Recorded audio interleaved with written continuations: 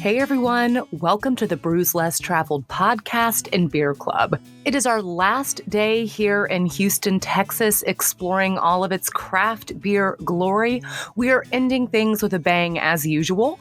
We're going to be drinking a couple beers from Ingenius Brewing. We're going to be tasting their Hall Pass Kölsch and their Cookies and Cream Imperial Milk Stout. We're also going to be speaking with their head brewer, James Carlyle. He was a fantastic guest. I also am sad to say today is my last day as your craft beer loving host. But do not worry, you are going to have a new amazing host to continue your journey here at Brews Less Traveled. You are still going to get to be a part of all of the action. Things are not going to change. You're just going to have a new host. So exciting things to come. And personally, I cannot wait to become a Brews Less Traveled Beer Club member and get the beers delivered to my door and tune in to the chat and be on the other side of the fun. So stay tuned to this episode to hear my next journey and the exciting things I'll be up to after this. It has been an honor and a privilege to be your host on this incredible podcast, if I do say so myself. Stay tuned for a great episode. Hey, everyone. Welcome to the Brews Less Traveled podcast and beer club. I'm your craft beer loving host and cowboy hat wearing host, Molly Lamb. Welcome back to Houston, Texas. It is our last day here exploring the craft beer scene. It's truly been amazing. And as always, I'm sad to say goodbye because we always have the most amazing craft beer cities that we discover. And I got my co-host Glenn for our last episode together. Glenn, how you doing? I'm doing great, Molly. It's great to be here with you and this great beer and all of our guests tonight for this very special episode. I mean, they're all special, but this one, I don't know. And we have a great guest that's coming on a little bit later, James Carlyle. He's the head brewer at Ingenius Brewing. And we're going to be drinking their Kölsch, it's called Hall Pass, and their milk stout called Cookies and Cream. But I have to say, I'm super pumped for a Kölsch. It's been a minute since I've had a Kölsch. So I am super pumped for that as well. And speaking of, do you want to go ahead and open up that Kölsch, Glenn? Let's do it. Yeah. All right. Let's open up this Hall Pass right now. Love that. Remember old school, high school, you would get a Hall Pass to like go to the bathroom. That's kind of nostalgic. Got my little Tulip Glass out here. Awesome. Using a small one because I got used to it. I know I won't have time to finish it before we move to the next one. So I'll have a little sample here. Yeah, we typically kind of double fist. All right. Cheers, everyone. Cheers. Yeah. So this Hall Pass Kölsch clocks in at 5.5% ABV, 25 IBUs, and it's a nice kind of traditional German style Kölsch. And it's brewed with, let me see if I get this name right, Huel melon hops. And if I'm saying that wrong, when James comes on, he will correct us. Yes. I'm actually not familiar with those hops, but yeah, this is great. I always love to put my hand over the glass and give it a little zhuzh just to get that aroma. Do a couple little rabbit sniffs, like short little sniffs. This is nice. I don't know if I'm getting the melon from that. I know. I'm wondering if it's actually supposed to kind of have like a melon flavor. I love a Kölsch. It's a nice hybrid ale. So they're using that ale yeast, but they are fermenting it colder, like you would a lager. And that is how they traditionally did that in Cologne, Germany, where this style of beer was invented. And I love a Kölsch too, because they're usually very kind of effervescent. You get that nice sort of like refreshing zippiness. Yum. Yeah, this is a nice one because it's sort of polar opposite of the Cookies and Cream Imperial Milk Stout that we're going to open. And I always think that's really fun to kind of taste. And this is a traditional way to taste, going lightest to darkest. But sometimes I actually like to flip it. Sometimes I like to start with a really rich kind of viscous beer, like an Imperial Milk Stout, and then finish with something effervescent and refreshing and zippy and zingy, like a Kölsch or a Pilsner. Sometimes I find that at the end sort of just cleans your palate, kind of scrubs it clean. So you certainly don't have to taste in this order, but this is kind of a traditional way to taste beers, going from lightest to darkest, but there's not always a wrong way to do it. So it's fun to play around with. I will always, if I'm drinking a sour, I'll always finish with a sour because that can be kind of like a little more polarizing to your taste buds in like a really fun way. But those I typically will save for last because sours I tend to drink a little slower too. But I want to learn a little bit more about Ingenius Brewing and tell all of our guests a little bit more about this super cool place. It's actually right outside of Houston. And so Ingenius is the brainchild of owners Mike and Justin. And Mike was actually a multi-award winning home brewer turned professional brewer who's been honing his homebrew technique for over 15 years in his home state of Pennsylvania. Justin was originally from Houston and began brewing with Mike about 10 years ago, a little longer than 10 years ago, while on station in Pennsylvania for work. Yeah, both hold degrees in science, and they enjoy tinkering with recipes by applying knowledge of the chemical properties found in the ingredients of beer. Over time, this process led to exceptional and inventive beer. Ingenious perfectly symbolizes their philosophy that brewing beer is equal parts science and creativity. I love that to see that in their logo they have there because it's like it has the right brain and the left brain, and the left brain looks like a brain and the right brain looks like a hop. Yeah, it was a really cool spot too. And one thing they had at Ingenious was they had hop water. So they had like a little water station where you could just, fill up your water cup, but it was it was carbonated water infused with hops. And it was just like a nice take on just having like a regular seltzer or something. So I thought that was kind of cool. There's definitely fun ways to use hops. It doesn't always have to be in beer. I'm wondering if hops have ever been used like in food or anything. That's kind of, now that I'm saying it out loud, I'm kind of curious about that. But yeah, Ingenious was a really cool spot, super low key, delicious beers. They had a bunch of like board games and stuff there too. So it was one of those places you could just kind of chill and feel really welcome, and really nice staff. I sat down and chatted with some of the bartenders, just super friendly, really great folks there. And Glenn, how have you been doing? How's your week? We're kind of in that weird in between. It's like after Christmas, but before New Year's. And I was off work for the past couple of days. I have no idea what day it is right now. Well, honestly, it was a pretty quiet holiday time thing for me. I had a friend over for Christmas, and we ate some stuff and watched some stuff on TV, like picked things here and there. That was cool. I've started distributing those balls I was talking about last week, so that's been a lot of fun. And I don't want to just do a plug for us, but I've really been enjoying doing starting on the 25th. I've been doing every single night, except for tonight, the Bruvana 12 Beers of Christmas. And that's been so much fun.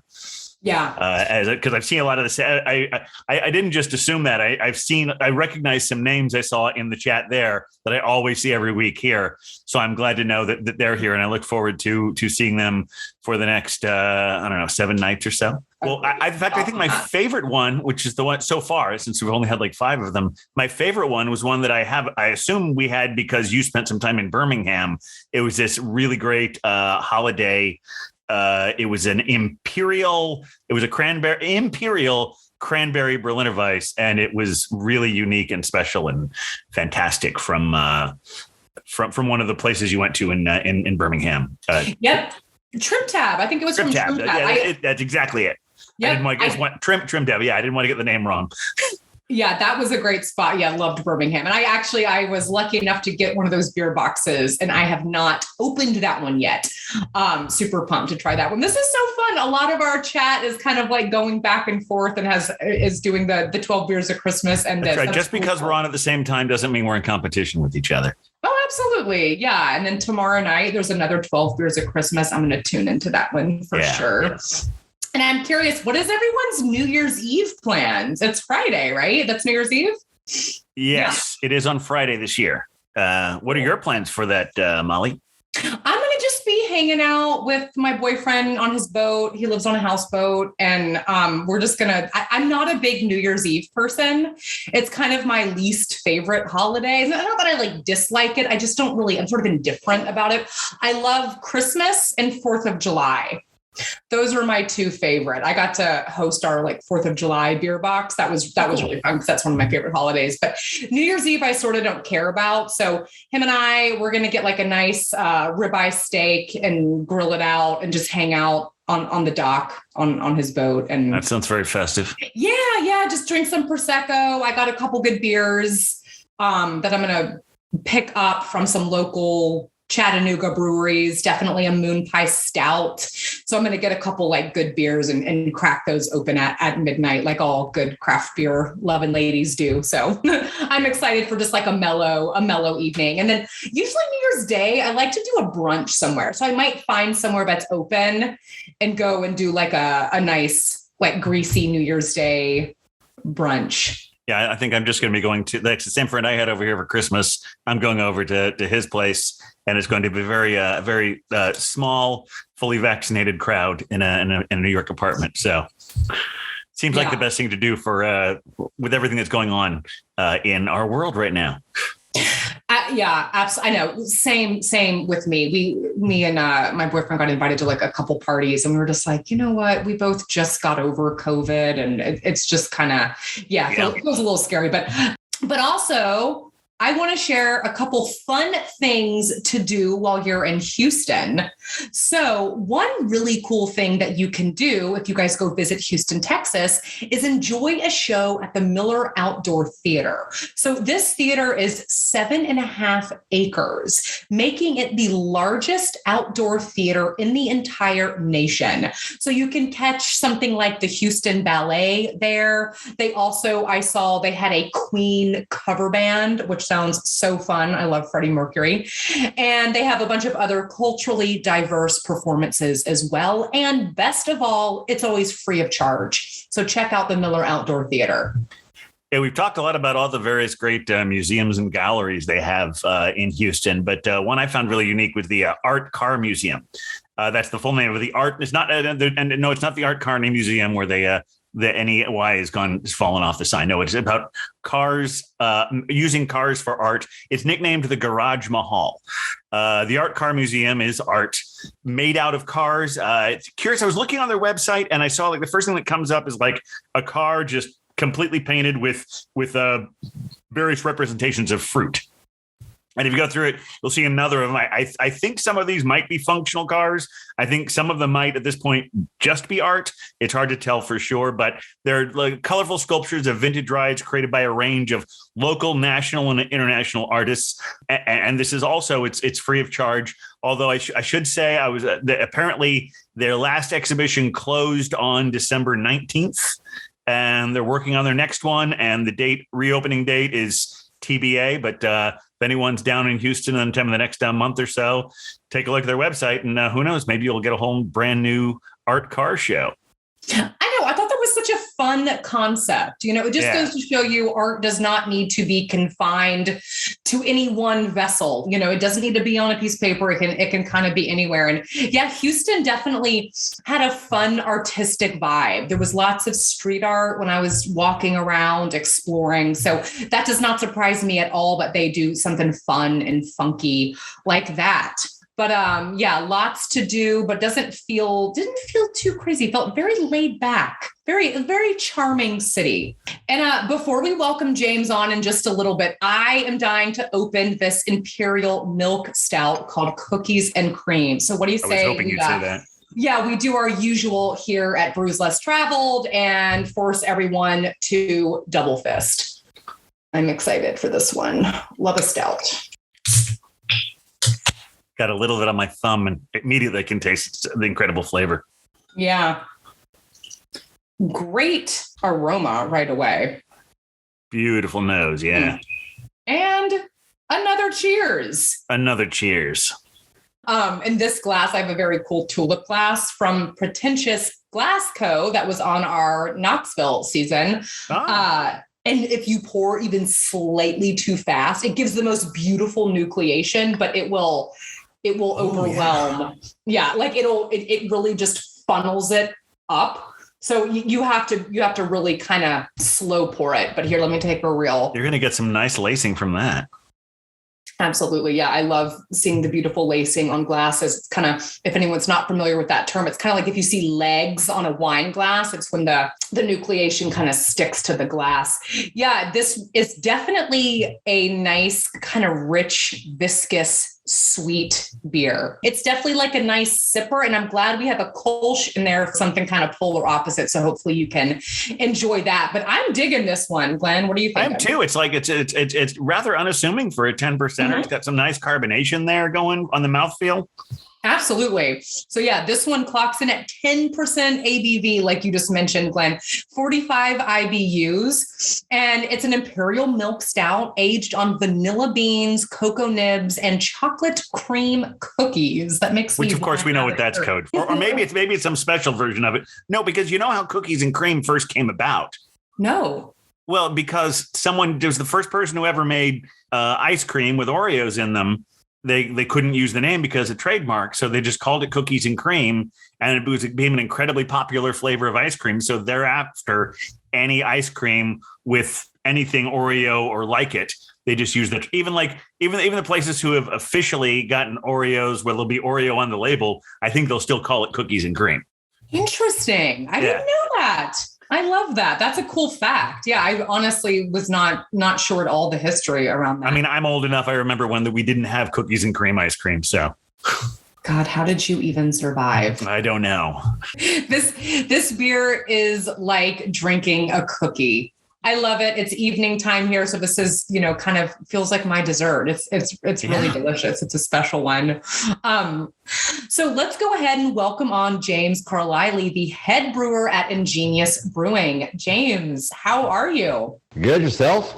Doing good. So happy to have you on. I know we had quite the tech meeting today before we logged on. So you're already one of my favorite people because you really stood with us for about an hour of troubleshooting, just problems on Zoom. So thank you so much for that. You're a really nice guy. Anytime, guys.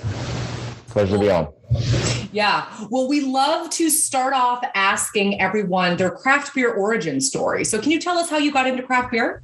So I was one of those guys that kind of fell into the love of home and said, I can be a brewer, which doesn't always work out. But yeah, I spent about 7 years in the homebrew scene in Houston, selling craft beer ingredients, equipment, all that stuff to all the local homebrewers before I finally made my jump to actual brewing. Nice. Yeah, I mean, that's pretty straightforward. I love it. And I also want to know a little bit more about these beers that we're tasting. So I know these are two totally different styles. We got a Kölsch, we got a stout, but can you tell us a little bit about the brewing process of the Kölsch? So the Kölsch I don't actually have on hand, but I do have one of my Pilsners, which is, for the most part, brewed the exact same way, just at a little bit cold. At the end of the day, we actually have the ability at our brewery to naturally carbonate our beers.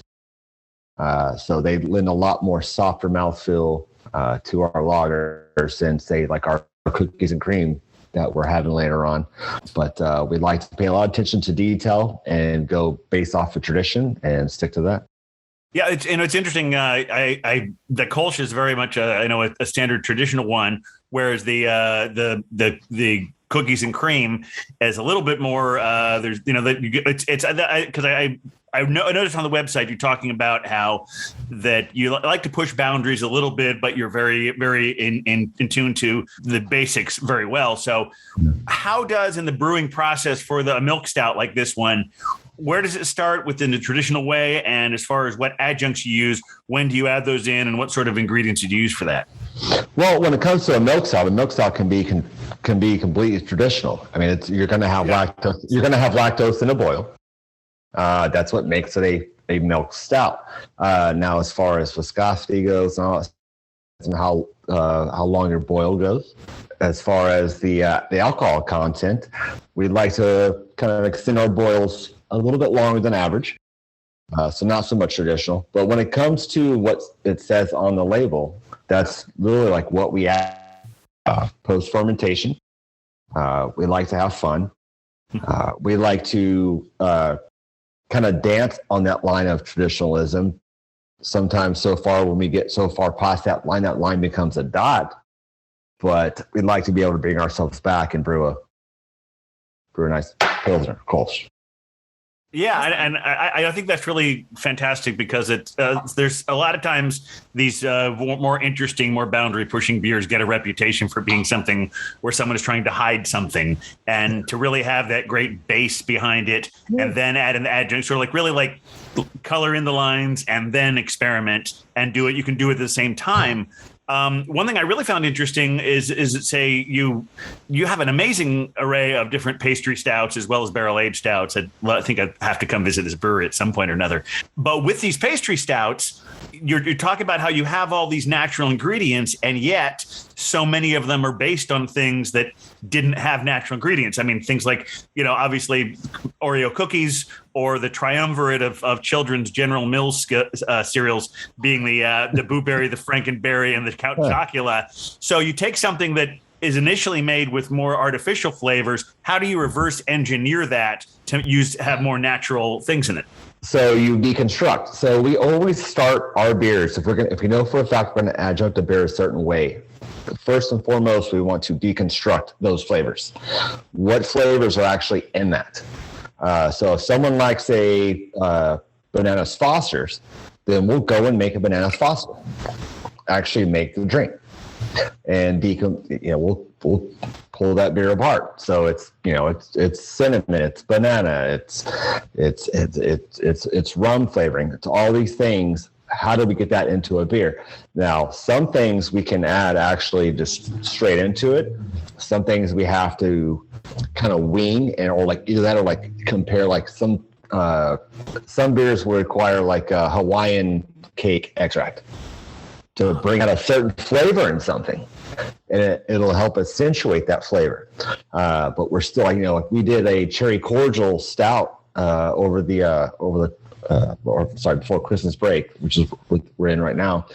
And we tried cherries and chocolate and creme and like all that stuff, and it just wasn't hitting right. So we went to Walgreens and bought the Queen Anne's cherry cordial cherries and threw them into a blender, blended them up, and put those into the beer. It's like, there's the flavor. Like, you actually put put whatever it is that you're saying into the beer. We tell people all the time when they come into our brewery, oh, well, what does the cookies and cream really taste like? Well, what does the description of the beer say? Because that's what it actually should taste like. Yeah. And you guys did such a good job with this beer. And I'm kind of curious, like, so you guys really are known for making such unique small batch beers. And how do you come up with these recipes? Like, is any one person in charge of it? Like the Neapolitan ice cream sundae, like you mentioned, the Banana Fosters, like, does it just come troubleshooting like that? You're like, okay, we need to go get cherry cordials, or maybe we're just going to use different flavoring to get that in a different way. So the funny thing is ice cream sundae and Banana Fosters all started off as what you would consider to be small batches. They were one single half barrel keg on tap. Okay. So that is what we use as our pilot system. I have no pilot system. I have to brew 15 barrels of beer or more and nail it, or we dump it. And luckily we have never had to dump it, but we can pull off, we can brew base beers and then flavor them as such as what we think people might like, put them on tap for small batch Wednesdays. People are like, oh my God, this beer is amazing. And then we go from there and we go back and look like, okay, this beer really sold really well. Let's take that Bananas Fosters. Let's take that and make that now as from a half barrel keg. Let's make it 30 barrels. And it's just figuring out that scaling as far as getting that beer up to that scale. And then it's at that point, it's my job to brew said beer. And it's up to our team of guys who are amazing at what they do to go in and be like, okay, we need to order this amount of fruit. We need to order this. This is what needs to be done. And it tends the... Yeah. No, I'm dying to try that Banana Foster's beer. That's one of my favorite desserts. I would love that. Yeah. And did you say you're using actual bananas in there in the mash or fermentation? Yeah, so we use a combination of a lot of things. Very little of it is extract, but a lot of it, people don't tend to believe us when we say we spend about $20,000 to $25,000 a month on adjuncts. Let it be like vanilla, fruit. Like we're actually using that stuff. So that's awesome. Yeah. So we don't have like the best business plan, but we know we have some of the best beer in Texas. So we're not going to stop doing that, and we're going to keep, using our techniques, and it's going to keep showing up. Yeah, absolutely. You guys do have such amazing beer. So it's really cool what you're putting that effort in and the money behind it to really, make it authentic. It's great. I wish I could have tried that beer when I was there. I love Banana Fosters. Which one? The Banana Fosters. I wish I could have tried that when I was there. When were you in town? Like a month ago. Okay. Because I had a fermenter full right now that's actually slated for Banana Fosters. Just missed it. I'll have to go back. No, I'll send you some. Oh, hell yeah. That'd be awesome. I really would love to try that one. I will pay for shipping. I will buy them. No, you won't. That's great. That's great. So, but other than that, like we'd like to, it's funny, like, y'all are drinking Hall Pass. Hall Pass was one of the first beers I actually brewed when I got to Ingenious. Cool. I came to Ingenious from Whole Foods. I was the head brewer and assistant brewer at Whole Foods, and got there, and I knew it. Genius was known for pastry stouts, fruited sours, milkshake IPAs, and I was kind of doing the exact same thing at Whole Foods. But when I got there, one of the things that I told them was, or what they asked me, was, what's one of the first beers you want to brew whenever you get here? I was like, let's brew a Kölsch. And both Mike and Justin were like, a Kölsch? And Justin was like, yeah, do it. Mike was like, I've been asking to brew a Kölsch for since we've been open. And Justin was like, I've been to Whole Foods. I've had this Kölsch. So that's Hall Pass. It's delicious. That's all. So why were they having such a hard time getting someone to brew a Kölsch? Because it's complicated? No. So Mike was originally brewing all the beer. Mike is very scientific when it comes to beers. I'm glad he's in the office now, but Mike was very specific on how he did things as far as pHs went, which so am I on certain beers, adding certain salts, this, that, and the other, certain grains, and when to add hops and when not to add hops. He was very stuck on that. And I think it took a lot for Mike to kind of let those reins loose and let me take over.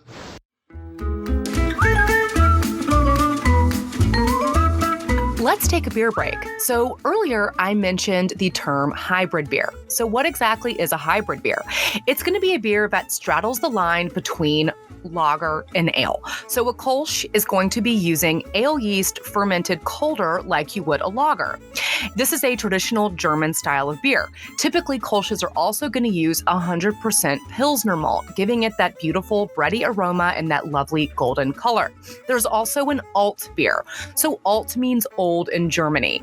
This beer is going to be similar, however, it's going to be using darker malts, typically Munich, and it's going to have a nice dark color similar to a Dunkel or a Bock. These are delicious beers with a nice malty backbone.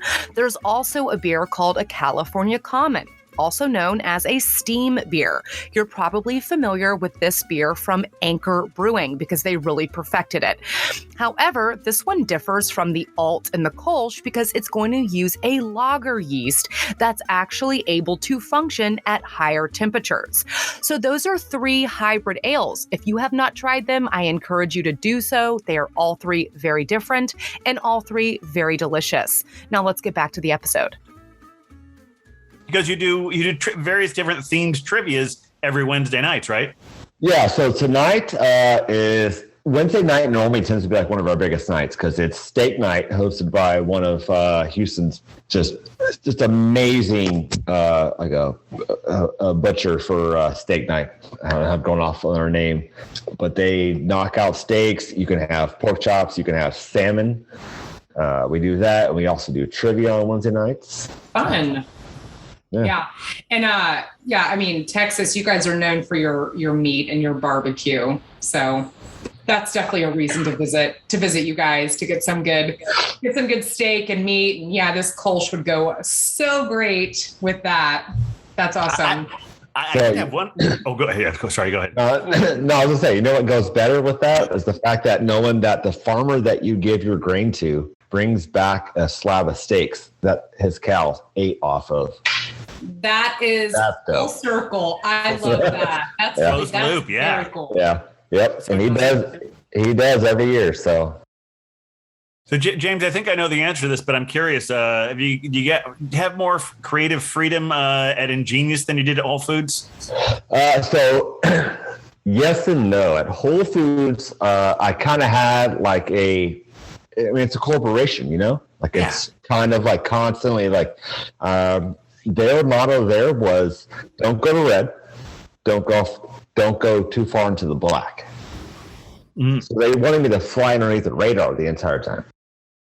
At Ingenious, as soon as I was let go from Whole Foods, Justin called me, and it was, we want you here. Like, we not need me here. We want you here.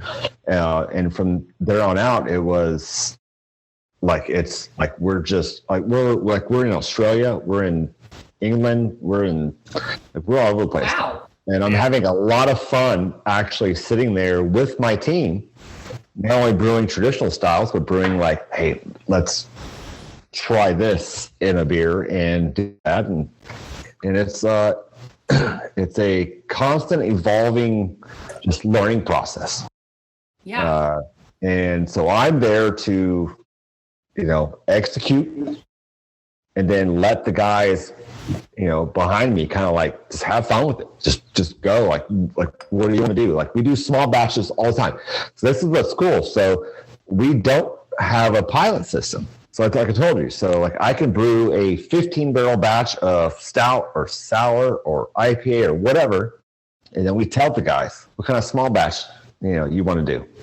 And they're like, oh, let's try, they could some crazy stuff. Like one guy even said like chicken bouillon. I was like, no, you're out.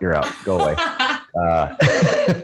But like, just like name something like, that you want to try to do and we'll try it. And so we can pull base beers off of like our major batch and then try that in a small keg. And then we can put it out on a small batch Wednesday. And it's going to be like, it literally will be the only time that beer is ever served at all to the public in our tap room. That's like 60 pints out the door. And so then what we'll do is we'll go back and be like, how'd you like it? And if it's like, I was like, oh my God, like people come back the next day, like, I heard yesterday you had this Oreo churro spicy, whatever the hell it is on tap. I want that. Oh, we're out of it. And as like that brand grows, okay, so next do is I'll brew 5 barrels of it instead of a keg, instead of a half barrel. I'll brew 5 barrels of it. See how that goes. So yeah, and you got to listen to it's supply and demand. And you guys are a little outside of Houston, right? You're in Humble, Texas. Is that? We call it Humble. Mm-hmm. So yeah, just on the north side. We're right across the street from IAH International Airport. So as soon as you land, you just drive across the freeway and you come. Cool. And I'm curious, when you do go into Houston, what would your ideal day off be in Houston? So my wife just went to the Van Gogh exhibit. That was like a month and a half ago. It's like a live exhibit. Like you sit down and you just watch like all of Van Gogh's paintings, like just kind of like form around you. Cool. It's freaking crazy. That and any type of barbecue that you can find. Yeah. Go. Awesome. We like legit have the best barbecue. Yeah. Oh, I had very, very good barbecue there. Well, you know what? That sounds like a great ideal day off. I would definitely join you on those adventures. And also, as we wrap up here, it's time for our rapid fire questions. And the idea here is to not think, just answer. James, are you ready? Sure. All right. Barrel-aged stouts or pastry stouts? Pastries. Best stocking stuffer beer. Miller High Life, just for the gag gift. Yeah, that's actually really funny. I love that. Yeah, that's what I would do. And do you have a favorite holiday-themed beer? All holiday beers kick ass. What is it? It's the Frankenfurter, the Blueberry, the Stout Chocula, all those guys. Yeah. That sounds really good. Now, do you have one called Elf's Blood? Elf's Blood is now currently available. Do you need some? Yeah, I do. The answer to any of those questions will always be yes. Yeah. I actually just canned more today, so we've got plenty. Oh, nice and fresh. So what is the beer style that best represents Texas? I've been asked this question before, and I'll answer this exact same way. The best beer style that represents Texas is a mixed six-pack. Oh, I like that. All right. Yeah. Cool. Yeah. And James, it's been a pleasure having you. Is there anything that you'd like to plug before we wrap up? Just everyone have a good New Year's Eve. Be safe, be responsible. When you come to Houston, come find us, come find Spindle Tap, come find Great Heights, come find all these great breweries that are down here, and realize that Houston's actually catching up to y'all pretty quick. Yeah. Absolutely. And thank you all so much for tuning in today. Thank you to my wonderful co-host, Glenn, for being here with me all month. Be sure to tune in next week as we launch our new undiscovered craft beer city. Here's a hint. It's considered the most haunted place in the country. Cheers, everyone.